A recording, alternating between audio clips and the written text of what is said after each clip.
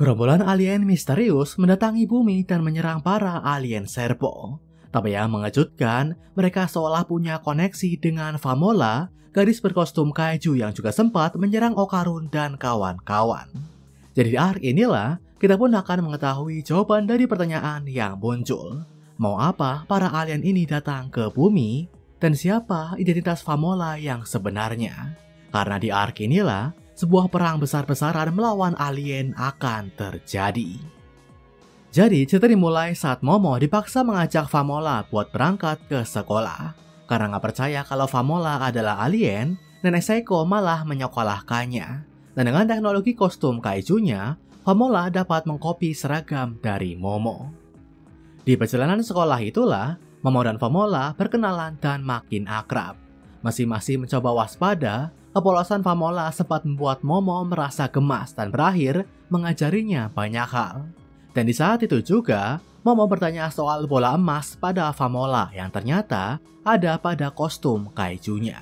Hanya aja saat bola itu dilepas, kilauan emasnya jadi menghilang. Jadi Momo ngeyakin kalau itu adalah biji Okarun. Nah, saat sedang asyik mengobrol, Momo sadar kalau mereka hampir terlambat. Jadi akhirnya, dia mengajak Famola buat mengambil jalan pintas melewati gedung terbengkalai nan angker. Tapi disitulah, keduanya bertemu yokai wanita raksasa bermulut robek. Menurut legenda, saat seorang bertemu yokai tersebut, dia harus mengucap kata Pomet 10 kali agar bisa kabur. Tapi belum selesai Momo mengucapnya, yokai itu langsung menghajarnya. Bahkan saat Famola mencoba melawan di wujud kaiju raksasanya, yokai itu kelihatan amat kuat. Meski dipukul berkali-kali, dia nggak merasa kesakitan. Hingga akhirnya dengan gerakan German Suplex, kaiju Famola pun dibanting oleh si yokai. Nggak menyerah, Momo pun mencoba melawan dengan kekuatan psikisnya. Sembari menyebutnya jelek, Momo sempat membuat si yokai mengamuk. Tapi nggak hanya kuat, yokai itu juga punya kekuatan teleportasi dengan cerminnya. Dan begitu wajah Momo dan Famola tertangkap di cermin itu, mereka pun dimasukkan ke dunia cermin si yokai. Nah, di dalam cermin itu, Momo dan Famola awalnya kebingungan dan terus mencoba buat keluar. Tapi Momo ingat kalau si yokai menyebut kalau dia benci wajah sok cantik Momo. Jadi di dalam sana, Momo pun menyuruh Famola buat membuka kepala kaijunya dan memperlihatkan wajahnya juga. Jadi begitu si yokai melihat ke cermin, yang dia lihat pun adalah dua wajah cantik yang amat dibencinya. Alhasil si yokai pun marah. Bahkan masih sempat mencoret-coret wajah Momo lewat cermin. Tingkah so imut yang ditujukan oleh Momo dan Famola akhirnya bikin si yokai muak dan mengeluarkan keduanya. Dan kesempatan inilah yang langsung dimanfaatkan oleh Momo. Dengan masuk ke kostum kaiju Famola dan memakai fitur gak terlihat, Momo pun terus mengucap kata Pomet. Hasilnya, si yokai gak bisa melacak sumber dari suara itu. Dan begitu Momo mengucap sampai 10 kali, yokai itu pun betulan menghilang. Itulah pertemuan Momo dan Famola dengan yokai wanita bermulut sobek. Pertemuan yang akan menjadi plot penting juga di arc ini. Nah, di sekolah, Famola pun diperkenalkan sebagai murid baru di kelas Okarun. Di sanalah, para murid lain penasaran dengan Famola dan Okarun yang udah dekat dengannya pun jadi ikut dikerupungi. Sementara itu, begitu Momo dan Aira mau masuk ke kelas Okarun dan memanggilnya, ketua kelas Okarun laki-laki melarang mereka. Jadi butuh waktu lama sampai Okarun dan Kinta sadar kalau Momo ada di luar kelas dan memandangi mereka dengan penuh kekesalan. Begitu berkumpul di luar kelas, Momo pun menjelaskan ke yang lain kalau di dalam kostum Famola terdapat bola emas yang bisa jadi adalah biji Okarun. Tapi setelah Famola memperlihatkannya, Kinta ragu kalau itu adalah milik Okarun. Kinta bilang kalau dari awal, teknologi buat menempatkan bola itu udah ada di dalam kostum. Jadi kemungkinan besar, bola emas itu emang dari awal adalah milik Famola yang dipakai sebagai baterai di kostumnya. Sepulang sekolah, Momo juga cerita ke Nenek Seiko akan pertemuannya dengan yokai bermulut robek.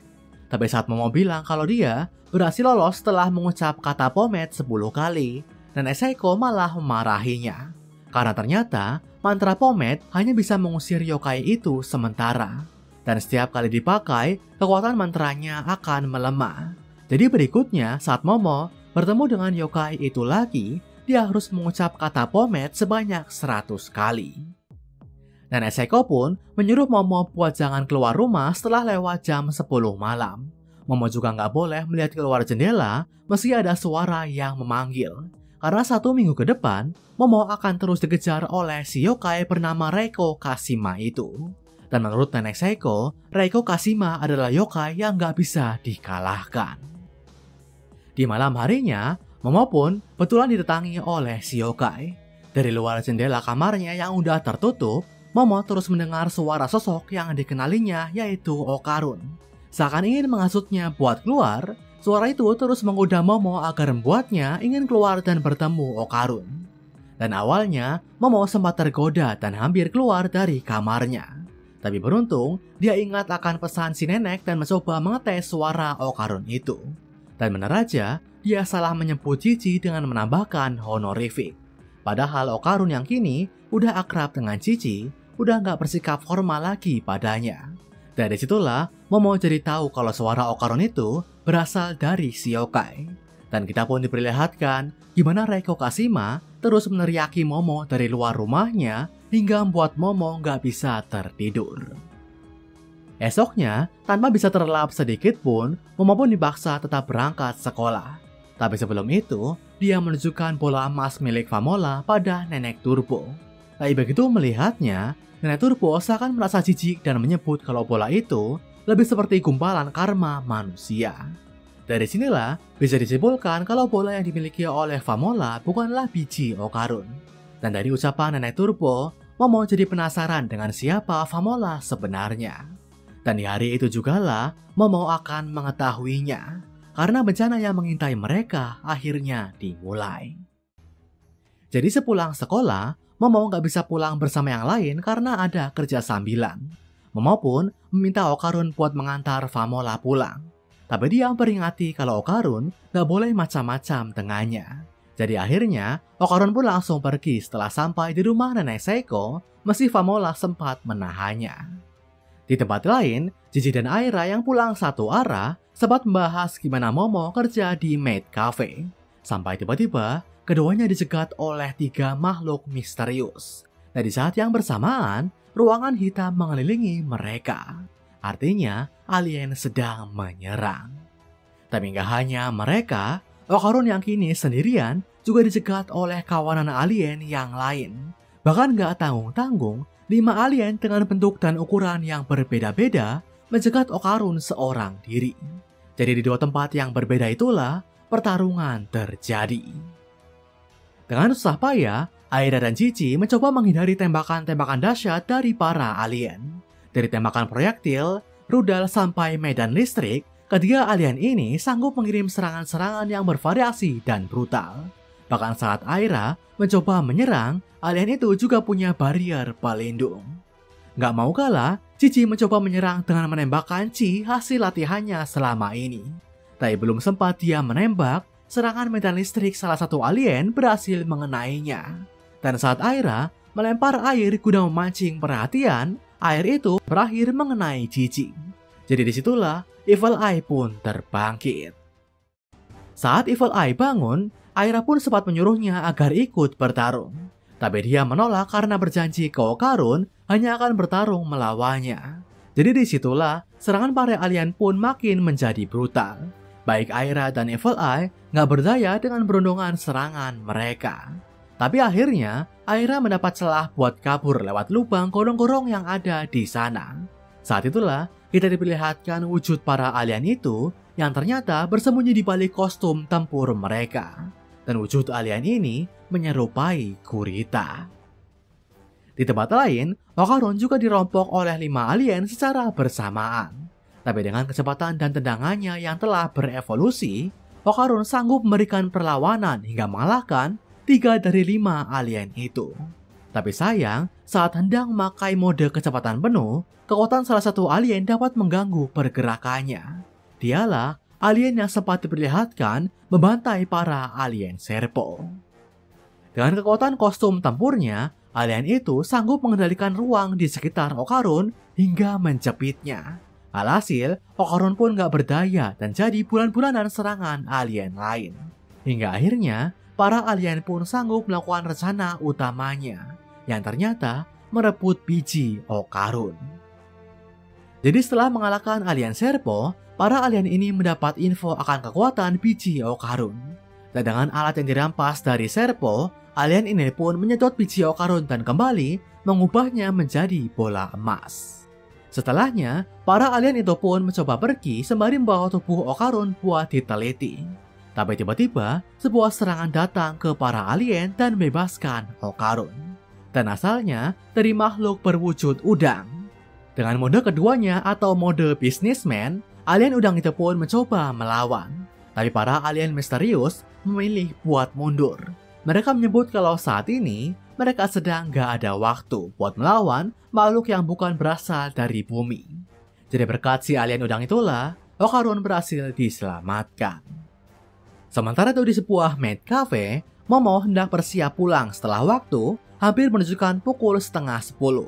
Momo harus buru-buru agar dia sampai rumah sebelum Reiko Kashima mencegatnya.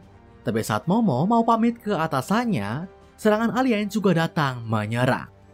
Ruangan hitam mendadak menyelimuti seisi kafe. Dan di saat yang sama, semua wajah orang-orang yang ada di kafe itu tiba-tiba berubah menjadi wajah sosok pria misterius. Pria itulah yang menurut legenda selalu muncul di mimpi semua orang. Dan tepat saat itulah Momo diserang oleh gerombolan pria itu. Dengan kekuatan psikisnya, Momo awalnya sanggup melawan. Tapi para alien ini ternyata juga bisa melepas gelombang yang mematikan kekuatan Momo. Karena ternyata mereka lah yang telah menyerang para alien Serpo dan merebut segala info dan alat mereka. Tapi yang lebih mengejutkan, mereka bilang kalau ini bisa dilakukan berkat Famola. Dan Famola ternyata adalah pasukan pengintai mereka. Mendengar semua itu, Momo jelas terkejut. Tapi belum sempat dia mencerna semua yang terjadi, para alien ini berniat membedahnya dengan alat alien Serpo. Tapi beruntung, seorang alien Serpo yang tersisa datang dan menyelamatkannya.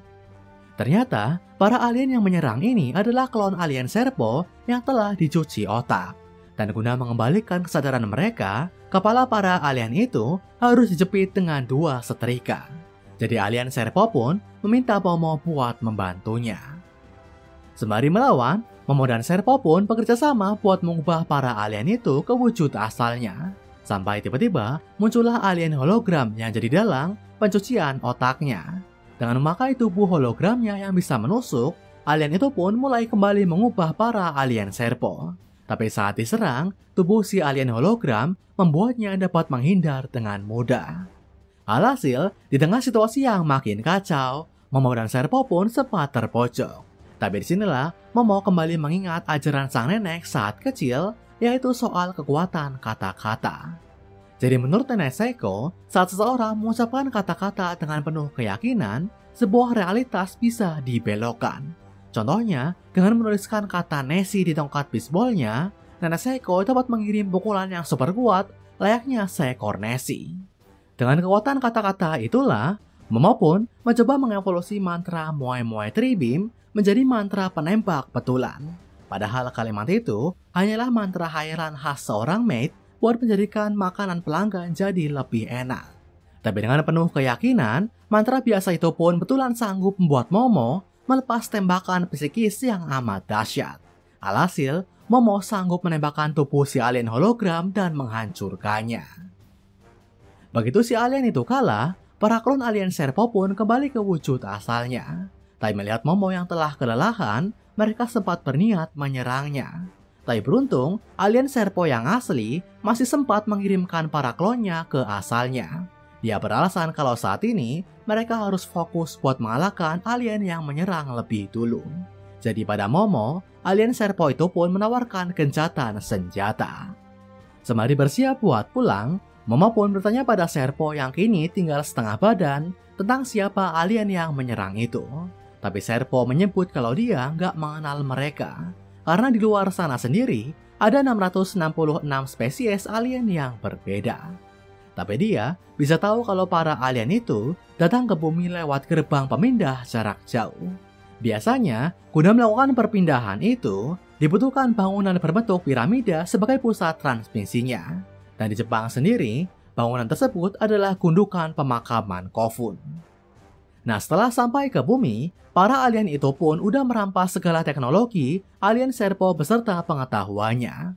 Inilah kenapa mereka bisa bicara bahasa manusia, dan dari informasi Serpo itulah mereka tahu akan kekuatan yang dimiliki Momo dan kawan-kawan.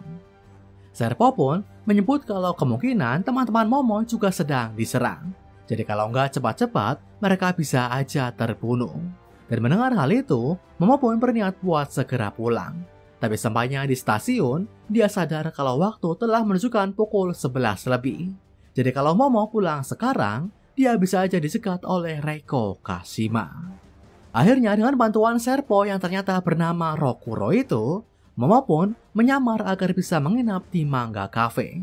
Tapi di situ jugalah serangan Reiko Kashima tetap menjangkaunya. Jadi saat seorang petugas Manga Cafe melihat ke cermin, dia pun dirasuki oleh si yokai. Dia pun lalu mencoba masuk ke bilik yang udah dihuni oleh Momo dan Serpo secara paksa. Dan disinilah ada kejadian kocak di mana si petugas mengungkapkan cintanya pada Serpo demi bisa membongkar gedoknya. Dia minta buat buka roknya yang mana diiyakan oleh Serpo begitu aja. Tapi belum sempat rok Momo terbuka, dia langsung melihat cermin yang dibawa oleh petugas itu. Jadi dengan kekuatan psikisnya, dia pun menutup cermin itu guna memutus akses Reiko Kashima. Dan benar aja, begitu cerminnya tertutup, petugas itu pun sadar dan langsung minta maaf. Keesokan harinya, Momo pun akhirnya bisa pulang sembari membawa Serpo. Dan saat hampir sampai ke rumah, dia disambut oleh Chiquitita yang terlihat khawatir padanya. Dia pun memberitahu Momo kalau Okarun dan kawan-kawan telah diserang oleh sekelompok alien. Dan benar aja, begitu Momo masuk ke dalam, dia mendapati Jiji dan Aira diselimuti perban seakan dalam kondisi kritis. Sementara di samping keduanya, ada juga seorang yang diselimuti kepalanya. Apakah dia Okarun ataukah yang lain? Jadi, begitu melihat tubuh Aira dan Jiji yang penuh luka, Momo jelas terkejut dan khawatir. Dia juga langsung mencari Okarun yang ternyata ada di ruangan yang berbeda. Karena saking parahnya luka yang dia dapat, Okarun kini harus dibantu dengan alat alien udang agar bisa bernafas. Jadi untuk sementara waktu, Okarun gak bisa lagi bertarung. Nah, saat menghampiri Okarun, Momo juga melihat Famola di dekatnya. Saat itulah, dia langsung teringat akan usapan si alien yang menyerangnya kalau Famola adalah mata-mata. Bahkan, dia juga mendapati bola yang sama seperti yang dimiliki Famola di seragam tempur alien yang telah kalah. Jadi Momo makin yakin kalau Famola adalah bagian dari mereka. Dan di hadapan Famola lah, Momo melampiaskan amarahnya. Momo terus memarahi Famola hingga mendorongnya. Sampai akhirnya, Famola pun kabur dengan kostum kaijunya. Dan Momo hanya bisa menangis seolah menyesali perbuatannya. Tapi Momo telah bertekad dan yakin kalau Famola adalah alien dan musuh. Dan di hadapan Rokuro Serpo, Momo pun bertanya di mana para alien itu kemungkinan berada. Karena ternyata Momo berniat buat melakukan serangan balasan ke mereka. Setelah mendengar kalau para alien yang menyerang kemungkinan bersembunyi di dekat gundukan pemakaman Kofun, Momo pun mulai berdiskusi dengan Jiji dan Aira yang kini telah siuman. Tapi awalnya, Momo dan Jiji sempat berdebat karena menurut Jiji, Momo terlalu gegabah buat mengusir Famola hanya karena mendengar informasi dari alien lain. Hingga di situ, Okarun sempat melepas alat bantu pernafasannya hanya untuk melerai temannya itu. Akhirnya, saat Okarun kembali nggak sadarkan diri, Momo dan yang lain pun sadar kalau mereka harus fokus buat melawan para alien. Apalagi karena saat ini, Nenek Seiko sedang ada di luar kota, jadi mereka nggak bisa minjam kekuatannya. Nah, dengan melibatkan semua personil yang ada, termasuk Rokuro dan Pak Alien Udang, diskusi pun kembali dilanjut. Tibalah begitu mendengar kalau biji Okarun telah direbut, Rokuro berasumsi kalau para alien berniat mengundang pasukan utama dengan memakai energi dari bola emas itu, yaitu dalam 5 hari. Jadi kalau nggak cepat-cepat, invasi alien besar-besaran akan terjadi. Dan nama kelompok alien itu ternyata adalah globalis angkasa. Nah, karena udah dikejar waktu, Momo dan yang lain pun harus segera merancang strategi. Dan karena saat ini, mereka dirasa belum cukup kuat buat melawan para alien globalis, sebuah pelatihan pun akan dilakukan. Dengan memakai bekas markas alien Serpo, Momo dan kawan-kawan pun akan berlatih dengan memanfaatkan data-data serta teknologi dari alien itu. Tapi buat sampai ke sana, mereka harus mengubah bentuk nanoskin rumah Nenek Seiko menjadi kendaraan. Dan disinilah kejadian kocak terjadi di mana Momo dan kawan-kawan terus-terusan gagal buat mengubah rumahnya menjadi kendaraan yang praktis. Sampai akhirnya Pak Udang pun turun tangan.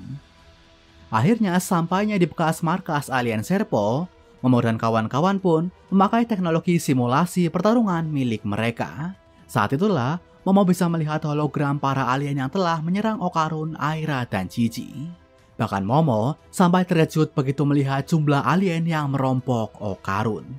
Awalnya di dalam simulasi itu, Momo, Jiji, dan alien udang kewalahan dalam menghadapi serangan alien globalis. Jadi hanya Aira lah yang terlihat sanggup memberi perlawanan. Bahkan tembakan Moe Moe Tribi Momo yang sempat dia perlihatkan gak sanggup lagi dia pakai.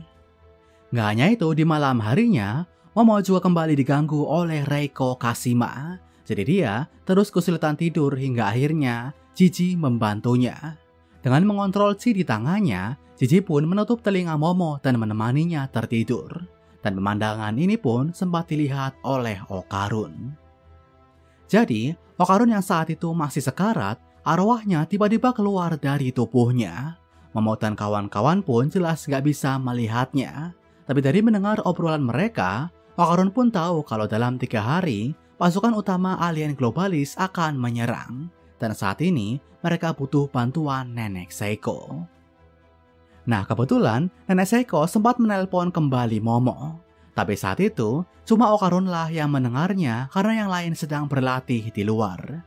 Dan disitulah kejadian unik terjadi. Arwah Okarun tiba-tiba tersedot masuk ke telepon tersebut dan muncul di hadapan Nenek Seiko yang saat itu ada di luar kota. Dan ternyata dia juga sedang bertarung melawan yokai. Setelah mengalahkan yokai itu, Nenek Seiko pun langsung paham kalau arwah Okarun telah keluar dari tubuhnya. Okarun pun bercerita kalau saat ini kekuatan Nenek Seiko dibutuhkan. Karena dalam 3 hari, serangan alien besar-besaran akan terjadi. Tapi sayang, setelah minjam kekuatan dewa di luar wilayahnya, Nenek Seiko perlu mengunjungi kuil-kuil di wilayah itu buat mengucapkan terima kasih. Jadi saat ini, dia nggak bisa membantu. Tapi untungnya, pertemuan ini tetap membuahkan hasil.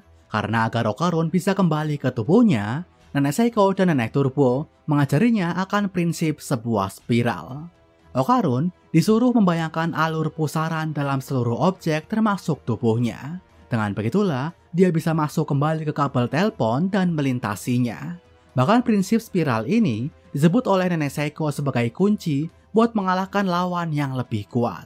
Jadi prinsip inilah yang nantinya berperan penting dalam peperangan melawan alien globalis. Setelah beberapa kali mencoba, Okarun pun berhasil masuk ke kabel dan mencoba kembali ke tubuhnya. Bahkan gak hanya Okarun yang mendapat kekuatan baru, di tempat latihan, Momo dan Jiji juga terlihat sanggup menembakkan jurus Moe Moe Tribim bersamaan. Jadi setelah 3 hari, persiapan buat melawan para alien globalis pun selesai dan perang akan dimulai. Sementara itu di hari pertarungan, arwah Okarun masih belum sampai ke tubuhnya. Karena banyaknya cabang pada kabel telepon, Okarun pun terus-terusan nyasar. Jadi Momo, Jiji dan Aira beserta Rokuro Serpo dan Pak Alien Udang akhirnya berangkat ke Tokyo Tower. Di sanalah ternyata lubang teleportasi pasukan alien globalis telah muncul. Nah, sampainya di sana, ruang hitam pun muncul bersamaan dengan munculnya pasukan awal. Dan begitu melihat rumah Nenek Seiko yang sedang mengangkut Momo dan kawan-kawan, para alien itu pun langsung menyerang. Meledaklah rumah Nenek Seiko hingga berkeping-keping. Tapi di saat yang bersamaan, Momo dan kawan-kawan berhasil keluar. Aira dan Pak Udang maju buat bertarung melawan para alien. Sementara Momo dan Rokuro berniat mendatangi pusat menara guna menghentikan lubang teleportasi. Jadi Jiji pun ikut melindungi Momo dengan tembakan-tembakan chi-nya. Sementara itu, Okarun akhirnya sampai ke bekas markas alien Serpo di mana tubuhnya berada. Arwahnya pun akhirnya bisa kembali ke tubuhnya dan siuman. Saat itulah, Okarun mendapati adanya sepiring nasi kari di depannya. Dan saat dia membuka kertas yang ada di sebelahnya, tertulislah "Suka kamu" dari Momo. Inilah yang bikin Okarun jadi gak memikirkan kesalahpahamannya saat Momo tidur bersama Jiji. Dan dengan semangat membara, dia pun makan nasi kari yang udah disiapkan Momo dan bersiap buat berangkat membantunya. Di medan pertarungan, Aira dan Pak Udang masih susah payah menghadapi serangan rombongan alien globalis. Dengan tembakan Cinya yang semakin terasa, Jiji juga ikut membantu. Bahkan di suatu titik, saat Aira sempat tertangkap sementara Pak Udang sedang dirompok, Jiji juga sanggup menunjukkan tembakan yang lebih dahsyat lagi.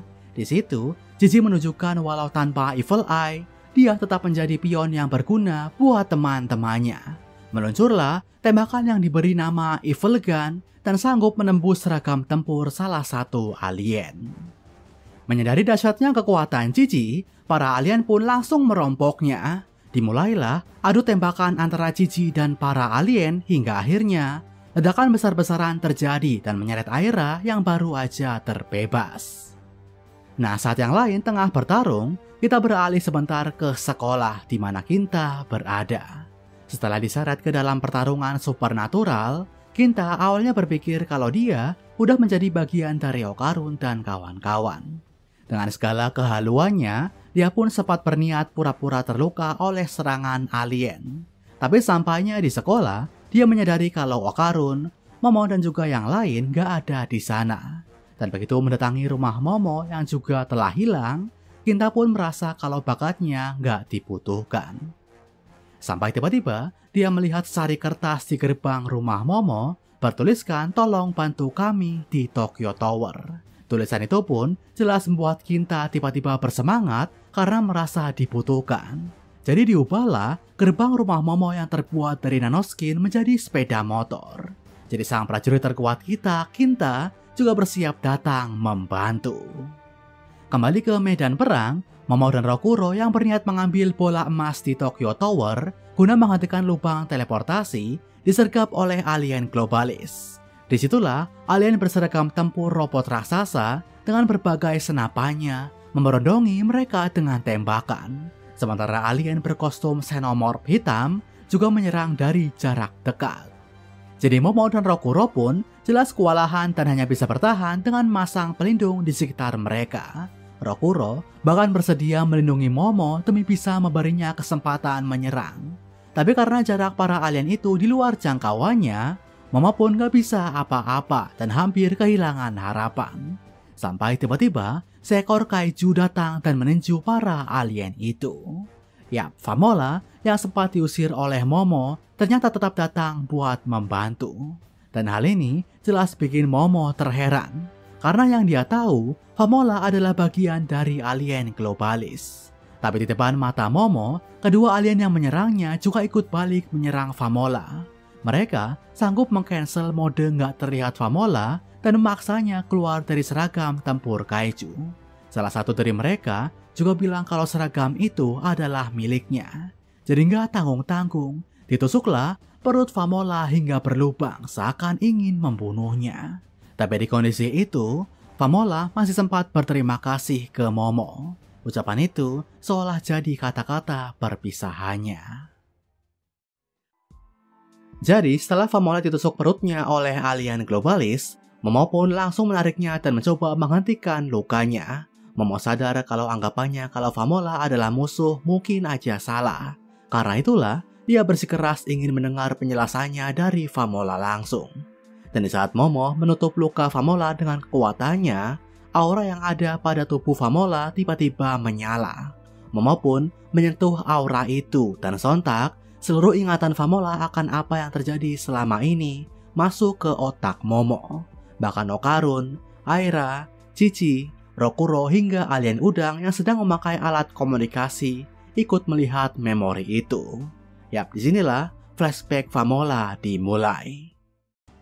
Jadi di sebuah planet yang bernama Sumer, Famola juga merupakan korban penyerangan para alien globalis. Bahkan dialah satu-satunya anak kecil yang selamat dari invasi itu di planetnya.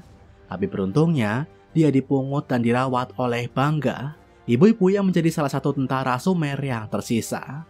Pasalnya saat itu, para pria yang sebelumnya menjadi garda terdepan telah ditawan oleh para alien globalis. Jadi mau nggak mau, para ibu-ibulah yang kini melakukan perlawanan. Seiring waktu, Famola pun menganggap Bangga sebagai ibunya, meski dia terus menolak buat dipanggil demikian. Tapi setelah menginjak remaja, para ibu-ibu di Sumer juga ikut menganggap kalau Famola adalah anak mereka dan menjadi harapan buat masa depan planet itu. Tapi naas, semakin perang berlangsung, semakin banyak korban berjatuhan dan semakin sedikit pula tentara Sumer yang tersisa. Hingga akhirnya hanya Famola, Bangga, dan 2 rekannya lah yang masih hidup. Dan di tengah kepungan para alien globalis itu, Famola sempat pasrah dan minta Bangga buat membunuhnya. Karena ketimbang ditangkap oleh musuh dan dibunuh mereka, Famola lebih ingin dibunuh oleh orang yang dicintainya. Tapi di tengah keputusasaan itu, Bangga teringat akan sebuah mitos dari bangsa Sumer di zaman dulu. Mereka disebut datang dari sebuah planet nan jauh yang disebut dengan planet Idea, yang saat diperlihatkan terlihat seperti bumi.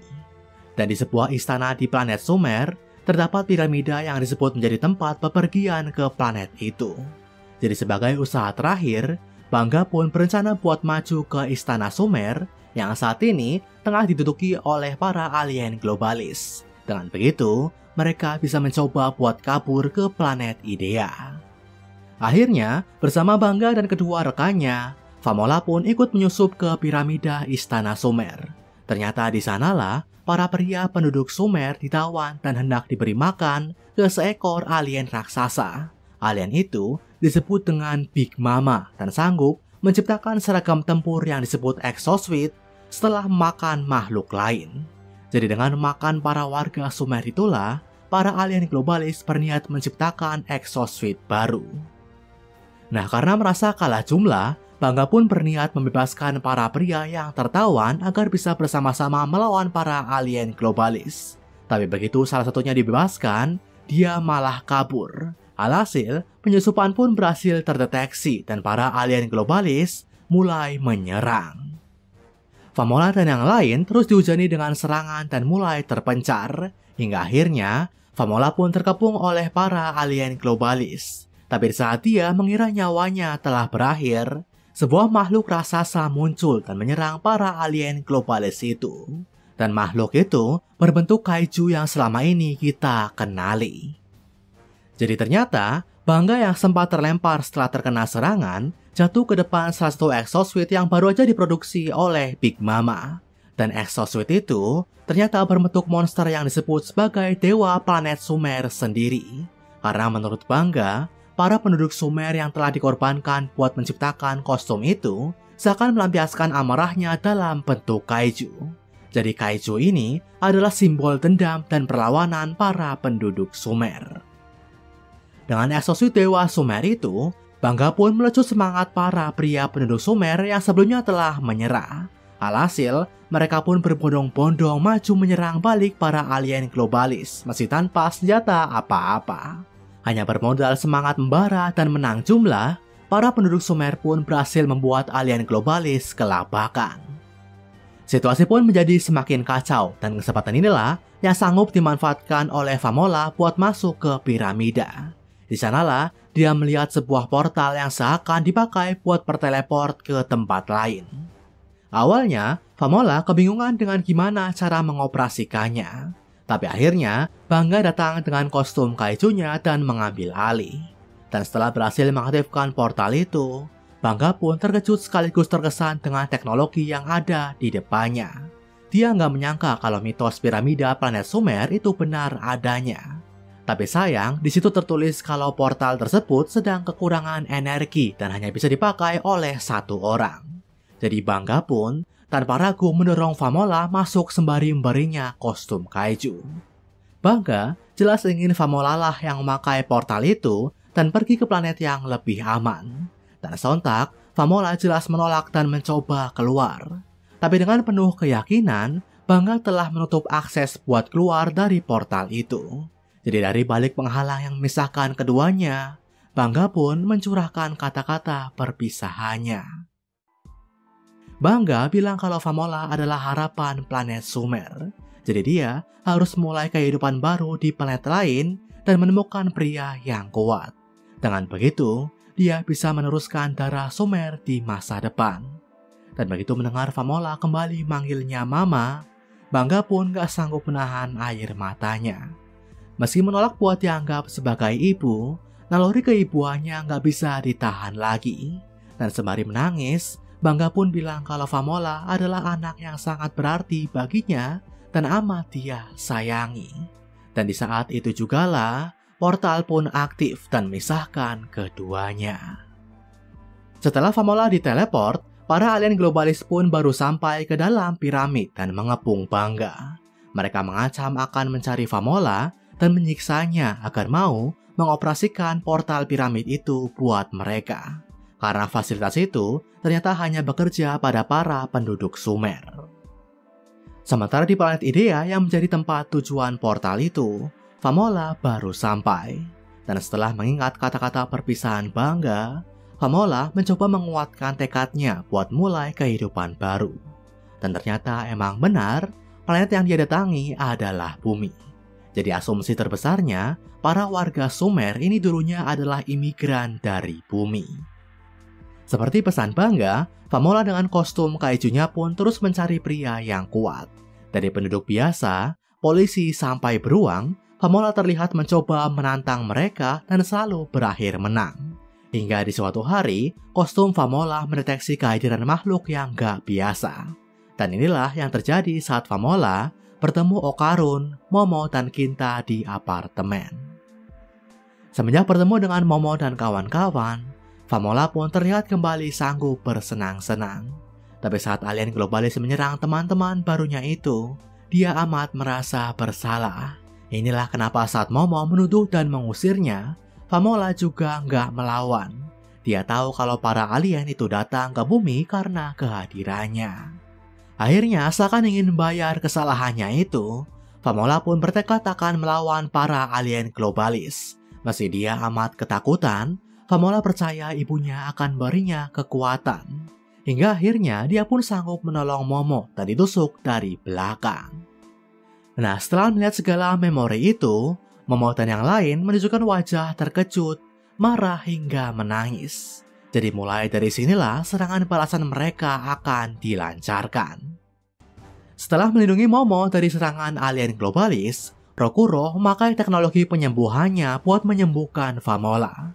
Meski dia hanya bisa memakainya sekali, Rokuro kelihatan rela mengorbankan dirinya demi kelangsungan misi.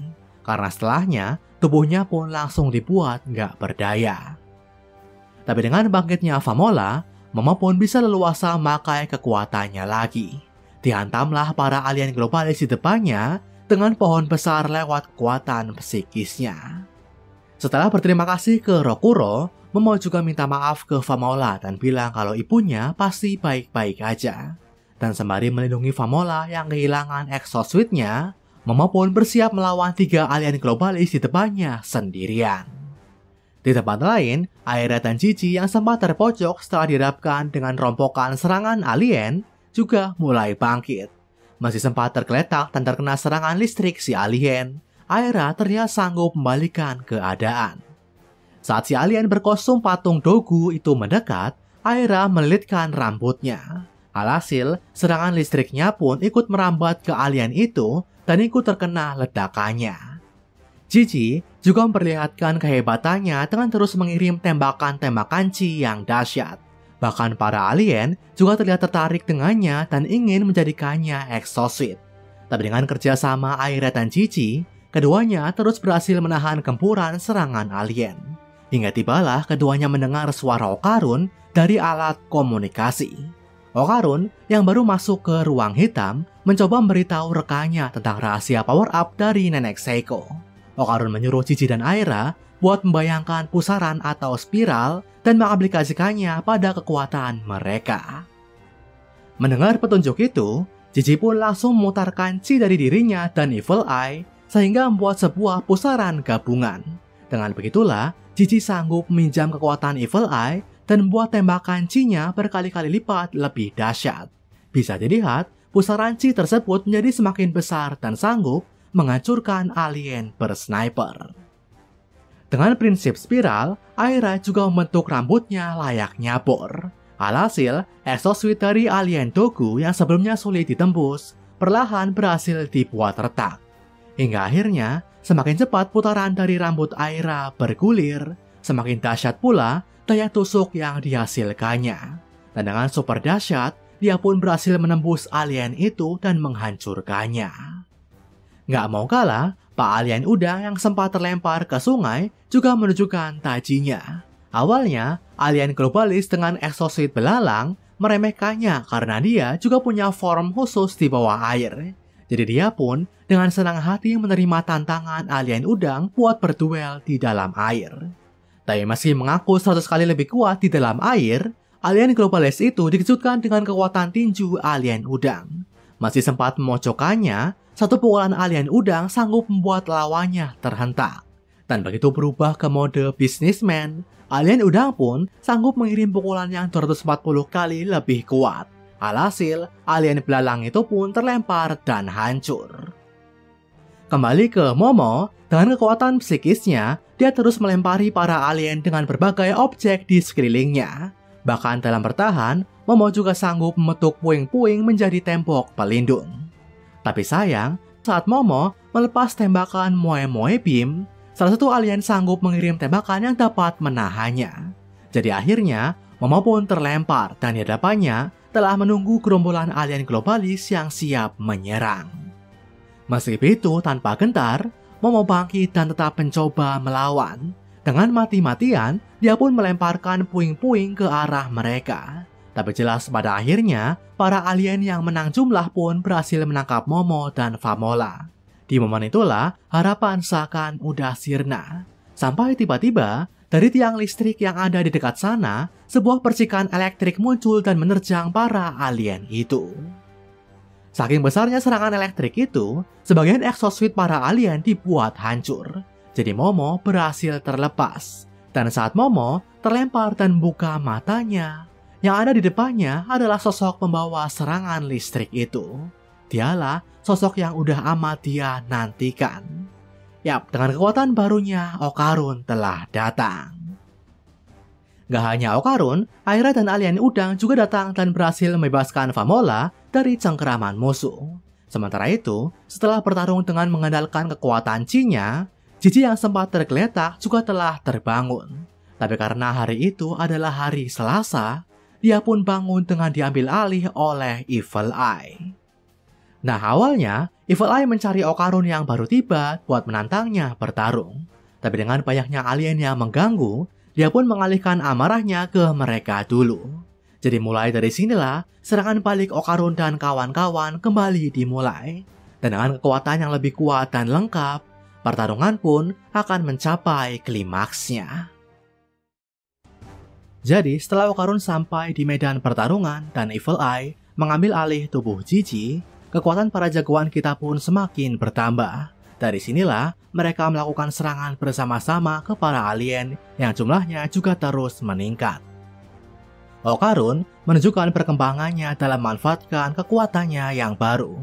Dengan memakai kabel telepon di sekitarnya, dia pun dapat bergerak dari satu tempat ke tempat yang lain dan meluncur dengan kilat.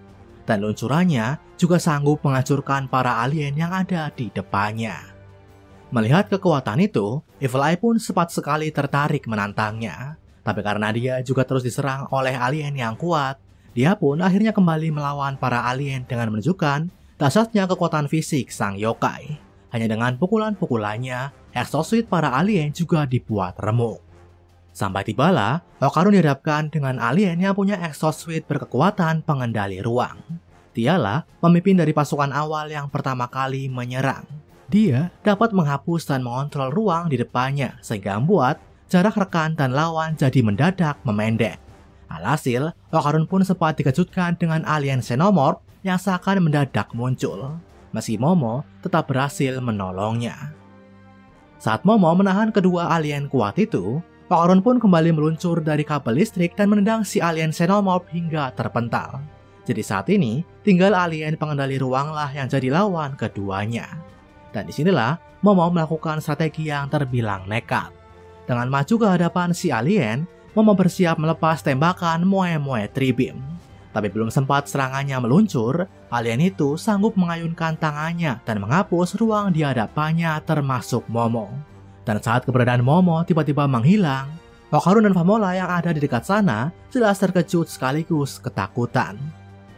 Tapi tiba-tiba, dari dalam tubuh si alien, tembakan besar melesat dan menghancurkan sebagian exosuit miliknya. Ternyata, karena kekuatan Momo dapat menembus dimensi ruang seperti yang disebut oleh Rokuro, tembakannya pun sanggup menembus ruang penghapusan milik si alien. Alhasil, meski dia terjebak di ruangan itu, Momo dapat kembali keluar dan muncul di dimensi asal lewat kekuatannya.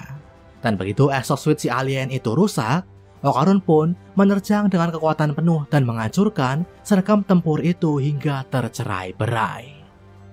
Nah, meski strategi Momo itu berhasil, Okarun yang sempat khawatir jelas memarahinya. Okarun menegaskan kalau langkah Momo itu terlalu berbahaya. Jadi Momo pun sempat minta maaf. Tapi gak lama kemudian, gerombolan alien lain kembali datang dari portal di Menara Tokyo. Karena itulah, Aira pun menyuruh Momo buat segera pergi ke sana dan mencoba menyegelnya. Bahkan Famola yang berhasil mendapatkan kembali kostum kaijunya juga ikut membantu membukakan jalan buat Momo. Tapi sayang, alien yang exosuitnya sempat hancur oleh Okarun ternyata belum menyerah. Dengan penuh amarah, si pemimpin regu awal ini melihat exosuit kaiju Famola dan menyusup masuk dengan tentakelnya. Dan di dalam sanalah, Famola pun disekap oleh si alien sementara exosuit kaijunya juga dibajak. Hasilnya, dengan kendali si alien, kaiju Famola pun membesar dan masuki mode pembantaian. Jadi diseranglah Okarun dan kawan-kawan oleh kaiju itu. Situasi pun makin kacau karena gak hanya alien yang terus bertambah, tapi kaiju super besar juga mengacau di tengah-tengahnya. Bahkan di atas sana, Famola juga hendak akan dilempar oleh si alien. Tapi di tengah kegentingan itu, seseorang datang dengan motor nan kerennya dan menabraki para alien. Yap, Kinta akhirnya tiba. Sembari menunjukkan lembar kertas permintaan tolong dari Momo dan kawan-kawan, Kinta mengabarkan kedatangannya dengan penuh gaya. Padahal ternyata lembar kertas itu ditujukan buat Nenek Seiko. Jadi sembari pura-pura nggak dengar, Kinta pun mengalihkan topik dan bertanya di mana The Great Kinta atau rumah Momo. Kinta merasa dengan rumah Nanoskin itulah dia bisa beraksi dan menunjukkan tajinya. Tapi Momo memberitahu kalau rumahnya telah hancur berkeping-keping dan saat ini yang lebih penting adalah menyelamatkan Famola yang akan dijatuhkan dari ketinggian oleh alien. Dan mendengar hal itu, Kinta pun beraksi dengan mengubah motornya menjadi pesawat dan meluncur menuju Famola. Tapi belum sampai ke sana, kendaraannya dibombardir oleh para alien hingga hancur. Jadi akhirnya, situasi pun semakin genting saat Kinta dan Famola sama-sama jatuh dari ketinggian. Tapi dengan balok nanoskin di tangannya, Kinta masih punya rencana. Disuruhlah Famola buat meraih tangannya dan setelahnya, dipanggillah puing-puing rumah Momo buat bergabung. Dan dengan imajinasinya, Kinta pun sanggup menggabungkan puing-puing itu ke balok nanoskin yang digenggamnya. Dan terciptalah robot raksasa. Yap, The Great Kinta siap beraksi. Momo dan kawan-kawan pun jelas takjub dengan gimana hebatnya Kinta dalam mengontrol nanoskin. Dan tanpa ragu-ragu, robot Kinta mencabut Tokyo Tower dan mengayunkannya ke kaiju yang mengamuk hingga terpental. Gak mau kalah, kaiju itu pun mengambil Tokyo Skytree, menara yang tingginya melebihi Tokyo Tower.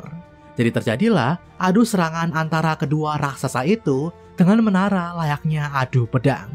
Tapi Kinta percaya kalau selain dibuat dengan tank zaman perang, Tokyo Tower juga punya kekuatan mistis.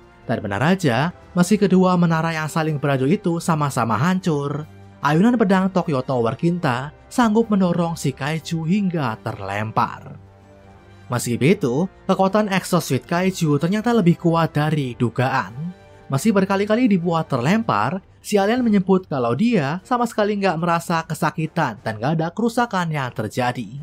Jadi akhirnya, pertarungan adu fisik antara robot Kinta dengan kaiju si alien terjadi. Dan disitulah perbedaan kekuatan bisa langsung terlihat. Dengan kekuatan tanduknya, si kaiju dapat langsung merusak anggota tubuh robot Kinta hingga membantingnya. Puncaknya, kaiju si alien pun merenggut kokpit si robot di mana Kinta dan Famola berada dan berniat menghancurkannya. Tapi di momen itulah, Kinta semakin menguatkan tekadnya buat melawan.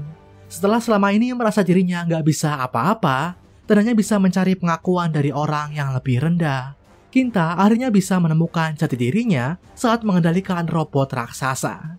Jadi demi mempertahankan apa yang dia punya saat ini, Kinta bertekad akan mengalahkan sang kaiju.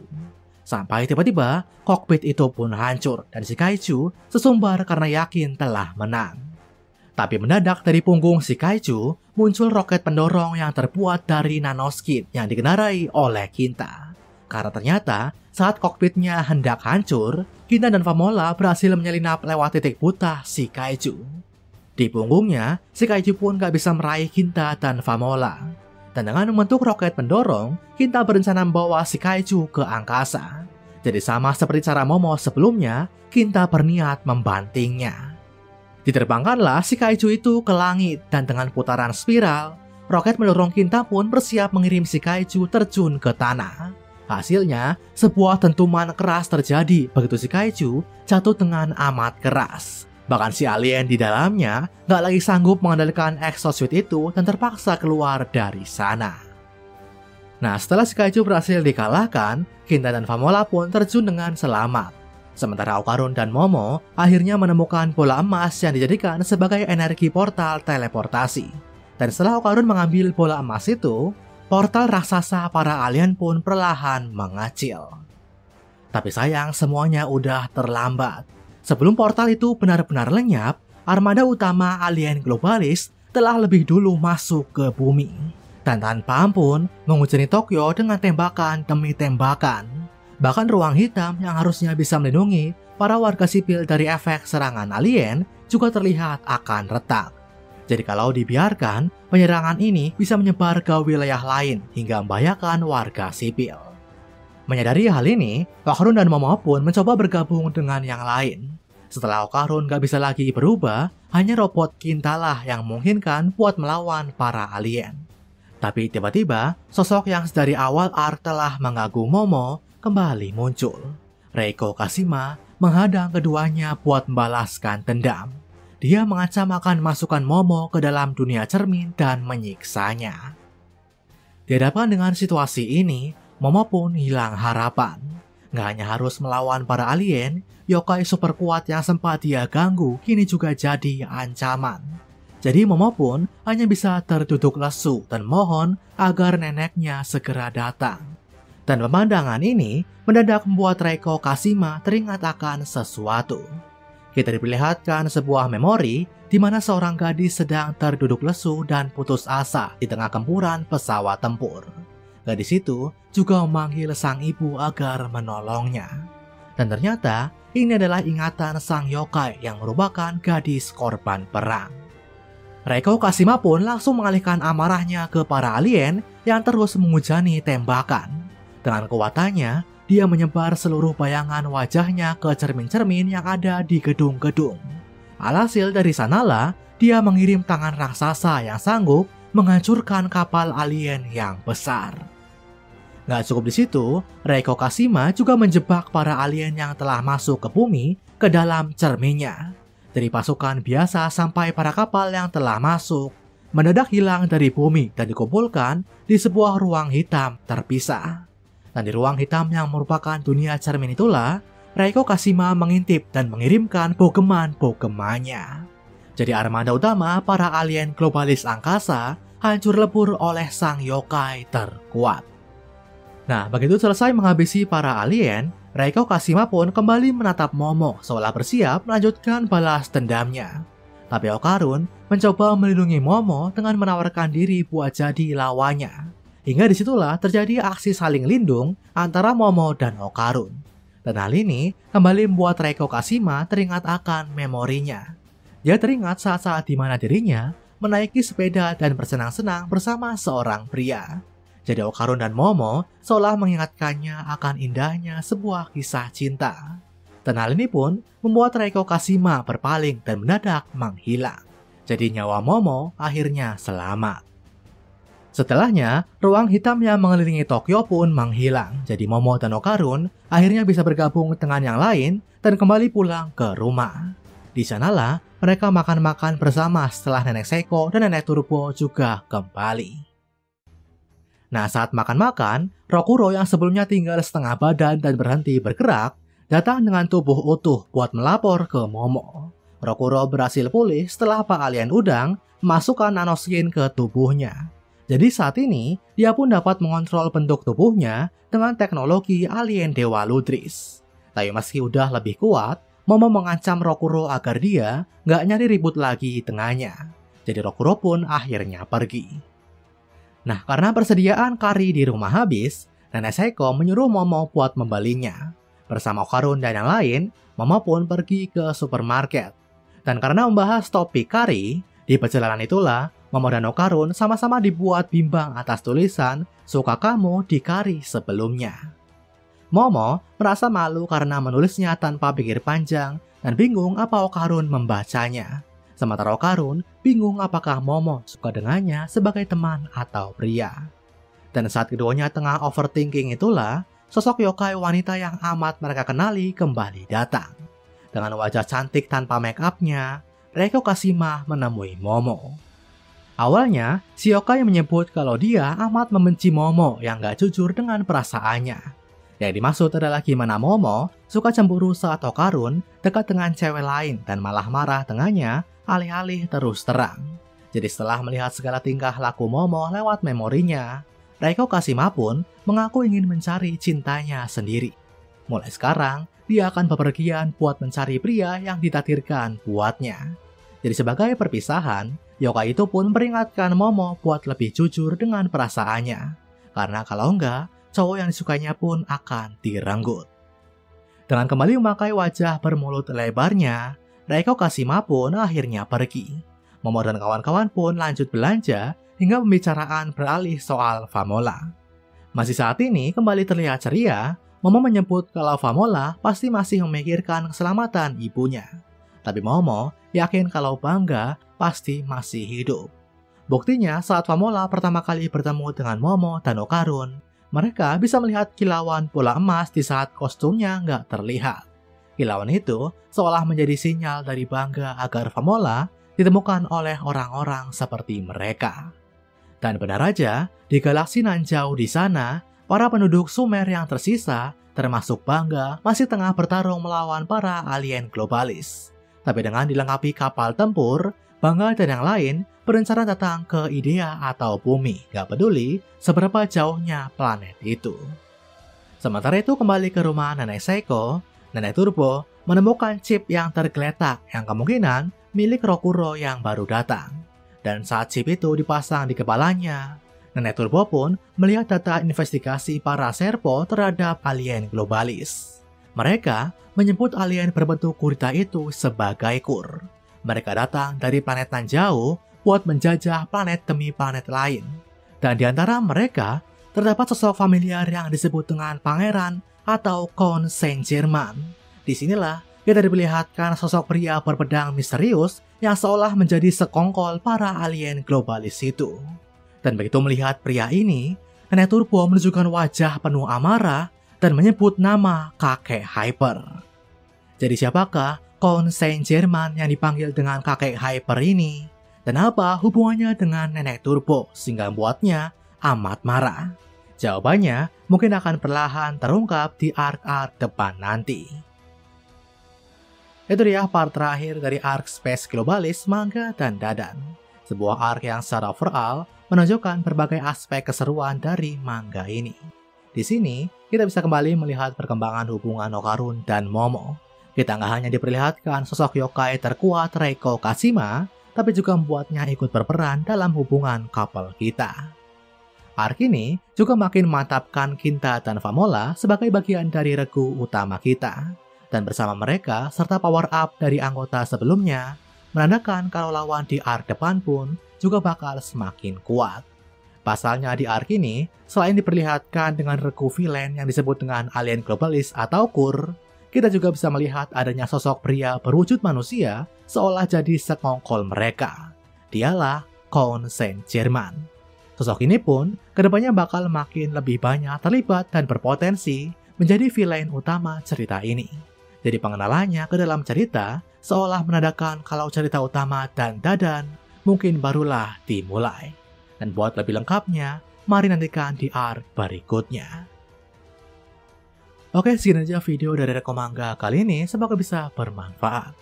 Nantikan pembahasan manga lainnya dari channel ini. Akhir kata, sampai jumpa.